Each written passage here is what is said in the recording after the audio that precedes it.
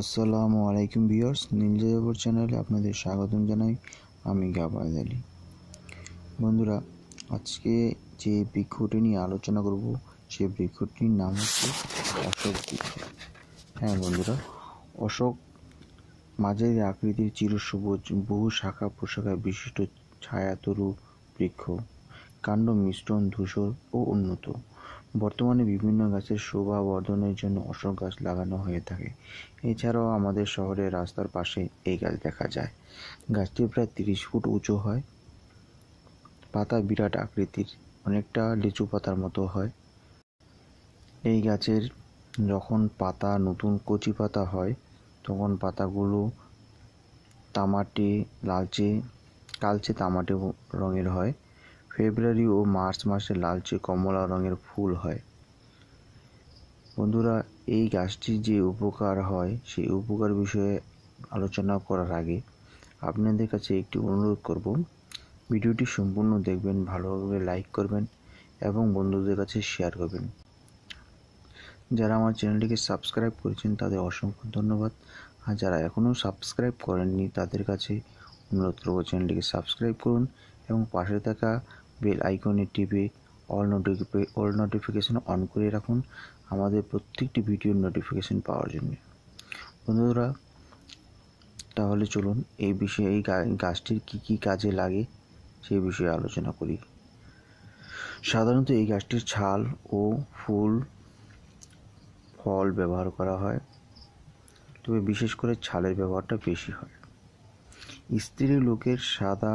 স্ত্রী লোকের ঋতুস্রাবের সময় অথবা ঋতুজনিত অসুবিধায় অশোক গাছ অনেক বেশি উপকারী।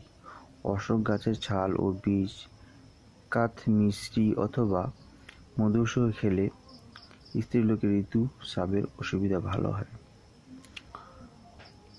প্রদেহ হলে, ব্যথা হলে 25 গ্রাম পরিমাণে অশোক ছাল, 300 গ্রাম জল ও 150 গ্রাম গরুর দুধের সহ আগুনে সিদ্ধ করে জল ও দুধ শুকিয়ে যখন 150 গ্রামের মতন হবে তখন ছেঁকে পান করলে রক্ত প্রদাহ, শ্বেত প্রদাহ এবং অনিয়ম ঋতুস্রাবের বিশেষ উপকার পাওয়া যায়। জরায়ু ঘটিত যে কোনো রোগের অশোক ছাল নিরাময়ক অনেক উপকারে আসে। পেশাব যাদের বন্ধ হয়ে যায়, ক্লিয়ার হয় না, তারা একটি বীজ ঠান্ডা জল সহ বেটে খেলে উপকার পায়। অতিরিক্ত পিপাসা বোধ করলে অশোকের ছাল বেটে কিছুক্ষণ জলে ভিজিয়ে রাখতে হবে। এরপরে ওই জল অল্প অল্প পরিমাণে 3 থেকে 4 বার খেলে পিপাসা সমস্যার সমাধান হয়ে যায়। অতিরিক্ত পিপাসা লাগে না। যাদের কৃমি সমস্যা আছে, 25 গ্রাম পরিমাণে অশোক ছাল 500 গ্রাম জলে সিদ্ধ করলে শুকিয়ে যখন 125 গ্রামের মতো হবে তখন তা নামিয়ে ছেঁকে নিতে হবে। ওই জল 60 গ্রাম করে পরপর 3 থেকে 4 দিন পান করলে কৃমি মারা যায়।